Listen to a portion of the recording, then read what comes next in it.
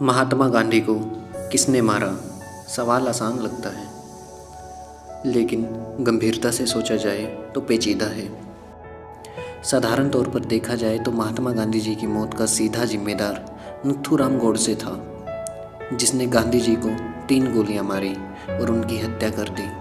नाथूराम गोडसे जो उग्र हिंदुत्व की राजनीति का ध्वज उठाए हुए था, जिसके पीठ पीछे हिंदुत्व की राजनीति करने वाला खेमा खड़ा था।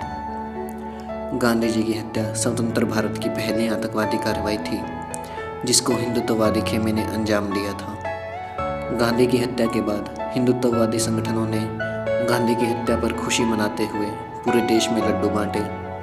आज 70 साल बाद भी ये धार्मिक आतंकवादी प्रत्येक हत्या के बाद ऐसी ही खुशी मनाते हैं। गांधी की हत्या 1948 में हो गई। उसके बाद उनके कातिलों को फांसी भी हो गई।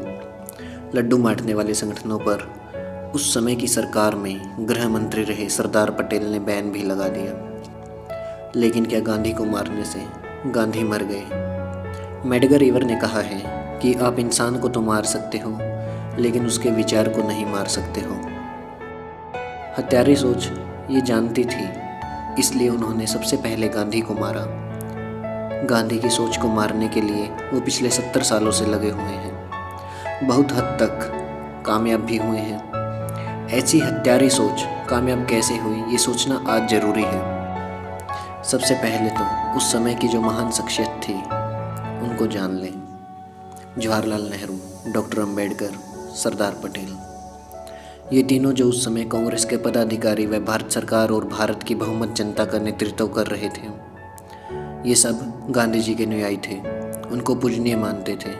इन सब की बहुत से मुद्दों पर गांधी जी से असहमतियाँ थीं, लेकिन फिर भी ये गांधी जी के साथ खड़े थे। आवाम का एक बड़ा तबका, जिसका नेतृत्व क्रांतिकारी विचारधारा का नेतृत्व करने वाले भगत सिंह और उसके साथी कर रहे थे। जब हिंदुस्तान सोशलिस्ट रिपब्लिकन एसोसिएशन के साथियों ने अपनी पार्टी लाइन के अनुसार 23 दिसंबर 1929 को ब्रिटिश साम्राज्यवाद के स्तंभ वायसराय की गाड़ी को उड़ाने का प्रयास किया, जो असफल रहा।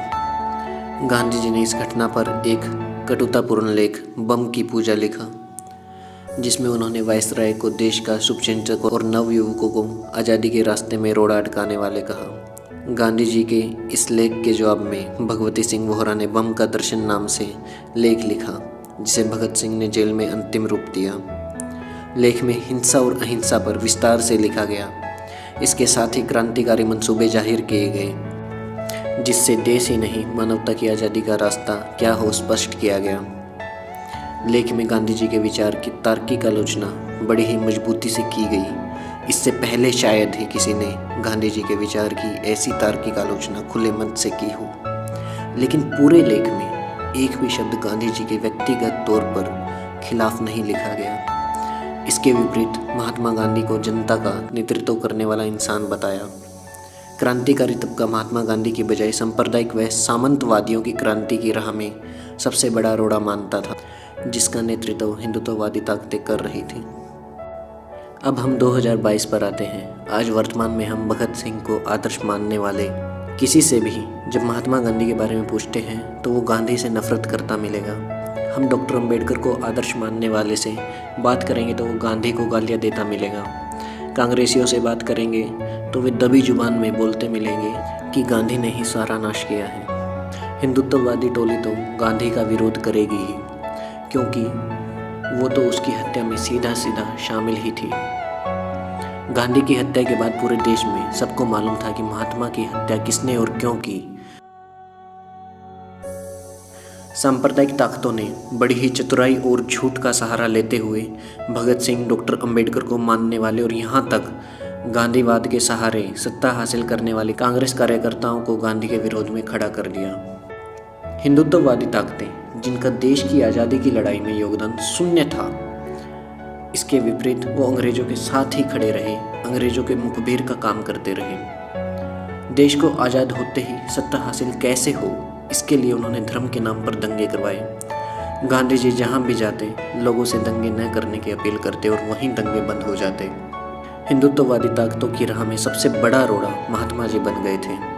इसके लिए उन्होंने महात्मा गांधी की हत्या कर दी। लेकिन हत्या के बाद भी गांधी जी का विचार हिंदुत्ववादी ताकतों की राह में रोड़ा बना हुआ था। इसके लिए उन्होंने गांधी के विचार को मारने के लिए दो रास्ते अपनाए। एक रास्ता गांधी का नाम जपने का, कांग्रेसियों की चापलूसी करने का, और दूसरा रास्ता गांधी के खिलाफ झूठा प्रचार करने का। इन दोनों रास्तों में वो कामयाब होते गए। वर्तमान में अगर फांसीवादी और सांप्रदायिक टोली सत्ता में बैठी हो तो ये उसी मेहनत का फल है। महात्मा की हत्या से आज तक हत्यारी टोली गांधी के विचार को मारने के लिए संगठित तौर पर मजबूती से मेहनत किए हुए हैं। उनकी मेहनत का ही नतीजा है जिस कारण भगत सिंह, डॉक्टर अम्बेडकर, नेहरू को आदर्श मानने वाले आज गांधी को गालियां दे रहे हैं। वे ठीक इसके विपरीत वो नथुराम गोडसे और उसकी हत्यारी टोली को सपोर्ट करते मिलते हैं। लेकिन गांधी के विचार की असलियत में हत्या किसने की? इससे गंभीर और पेचीदा सवाल ये भी है कि गांधी खेमे के नेताओं ने जो लंबे समय तक सरकार में ही रहे, जिनकी नाकामियों ने भी गांधी जी के विचार को मारने का काम किया है, जिसका सीधा जिम्मेदार नेहरू और उसके बाद आने वाला कांग्रेस नेतृत्व है। देश की आज़ादी के दौर में चला हुआ तेलंगाना तेभागा का हथियार बंद क्रांतिकारी आंदोलन, जो जमीन जोतने वाले के लिए सामंतवादी ताकतों से लड़ रहे थे। इस आंदोलन को देश की आज़ादी के बाद भारतीय सत्ता द्वारा सत्ता की हिंसा के बल पर निर्ममता से कुचलना गांधी जी के विचार की हत्या कांग्रेस नेतृत्व द्वारा शुरुआत थी। इस आंदोलन को देश की आज़ादी के बाद भारतीय सत्ता द्वारा सत्ता की हिंसा के बल पर निर्ममता से कुचलना ही गांधी जी के विचार की हत्या कांग्रेस नेतृत्व द्वारा शुरुआत थी। 1962 के चीन युद्ध के बाद नेहरू ने अपने राजनीतिक स्वार्थ के लिए गांधी की हत्या करने वाले हिंदुत्ववादी गैंग को सम्मानित किया। नेहरू का ये कृत्य महात्मा गांधी जी के पेट में छुरा घोंपने जैसा था। उसके बाद जितनी भी सरकारें आईं वे सभी राजनीतिक स्वार्थ के कारण गांधी जी की हत्या हर बार करते रहे, चाहे वो नक्सलवाड़ी आंदोलन को कुचलना हो या सिख दंगे हो या आदिवासियों का कत्लेआम हो। ये सब गतिविधियां गांधी जी की विचारधारा अहिंसा के खिलाफ सत्ता की हिंसा थी। जो पार्टी गांधी का मूल मंत्र अहिंसा को सर्वोपरि मानने का दम भरती रही, उसी पार्टी ने समय समय पर सत्ता की हिंसा और संगठन की हिंसा का सहारा लिया। ऐसे ही डॉक्टर अम्बेडकर के नाम पर स्वार्थी राजनीति करने वाली बसपा, जिसने गांधी को डॉक्टर अम्बेडकर के दुश्मन के रूप में पेश किया, बसपा ने अपने कार्यकर्ताओं को सांप्रदायिक संघ और उसकी टोली के खिलाफ कम व गांधी के खिलाफ ज़्यादा जागरूक किया। प्रगतिशील ताकतें भी आवाम को ये समझाने में नाकामयाब रही कि भगत सिंह के विचार की सबसे बड़ी दुश्मन सांप्रदायिक व फांसीवादी विचारधारा थी, जिसका नेतृत्व संघ, हिंदू महासभा और मुस्लिम लीग कर रहे थे, न कि गांधी। आज जब सांप्रदायिक ताकतें सत्ता में बैठकर खुला नंगा नाच कर रही हैं, बुद्धिजीवियों, कलाकारों, नाटककारों, दलितों, मुस्लिमों को मारा जा रहा है, गांधी को गोली मारने का एक बार फिर खुला मंचन किया जा रहा है, गांधी की फेक अश्लील तस्वीरें बनाकर सोशल मीडिया पर फैलाई जा रही है, गांधी के हत्यारे का मंदिर बनाने की कोशिश हो या हत्या का मास्टरमाइंड की संसद में फ़ोटो लगी हो, लेकिन जो अपने आप को गांधी के पक्ष में बताते नहीं थकते, क्या उन्होंने कहीं भी विरोध में ईमानदारी से कुछ किया? क्या इसका जवाब ये है कि गांधी की विचारधारा जो सांप्रदायिकता के खिलाफ थी, गांधी की हत्या के बाद से आज तक खुद कांग्रेस सांप्रदायिकता का कार्ड खेलती रही है?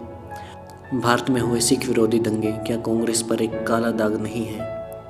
कांग्रेस अध्यक्ष, जिसका नेतृत्व वर्तमान में राहुल गांधी कर रहे हैं, अगर वो ईमानदारी से गांधी की विचारधारा पर चलने का दम भरते हैं तो क्या माफ़ी मांगने की चेष्टा करेंगे उन लाखों तेभागा तेलंगाना नक्सलबाड़ी के किसानों से, जिनको अपना हक मांगने के कारण सत्ता ने हिंसा से कुचल दिया? क्या कभी उन लाखों सिखों से माफ़ी मांगने का कष्ट करेंगे जो दंगों में मारे गए या उजाड़े गए? क्या राहुल गांधी कभी उन हजारों आदिवासी परिवारों से माफ़ी मांगने का कष्ट करेंगे जिनको 2004 से 2014 के बीच केंद्र में कांग्रेस सरकार के नेतृत्व में उजाड़ दिया गया या मार दिया गया? क्या माफ़ी मांगने का मादा है सोनी सोरी से, जिसकी योनि में पत्थर भरने का काम इनकी केंद्र सरकार में हुआ, उनको जेल में असहनीय यातनाएं दी गई? ये सब जुल्म करने वालों को इनकी सरकार ने वीरता पुरस्कार दिए। क्या राहुल गांधी माओवादी विचारक कॉमरेड आज़ाद, जिसको गांधी जी की अहिंसा के रास्ते पर चलने वाले बुद्धिजीवियों के आग्रह पर सरकार ने बातचीत के लिए बुलाया और फिर सरकार ने आज़ाद की फेक एनकाउंटर में हत्या कर दी, एक क्रांतिकारी और शांति वार्ता के लिए आए दूत की हत्या पर सार्वजनिक तौर पर माफ़ी मांगने का कष्ट करेंगे? गांधी जी तो खुद ये मानते थे कि कभी भी अपनी गलतियों को स्वीकार करके सच्चाई के रास्ते पर आगे बढ़ा जा सकता है। क्या राहुल गांधी में है सच्चाई के रास्ते पर चलने का मादा? अगर ये सब राहुल गांधी नहीं कर सकते तो वो खुद कांग्रेस के अध्यक्ष होते हुए उतने ही दोषी हैं महात्मा के विचारों को मारने में जितनी हिंदुत्ववादी गैंग दोषी है। आज महात्मा गांधी की विचारधारा से भिन्नता होते हुए भी गांधी को बचाने की सबसे बड़ी जिम्मेदारी भारत के उन असंख्य बुद्धिजीवियों, कलाकारों, नाटककारों, क्रांतिकारी जमातों के कंधे पर है जो गैर बराबरी, शोषण, अन्याय के खिलाफ और मानवता के लिए लड़ रहे हैं। इसलिए उन सभी को मजबूती से इस पक्ष पर बात करनी चाहिए, मजबूती से लड़ना चाहिए।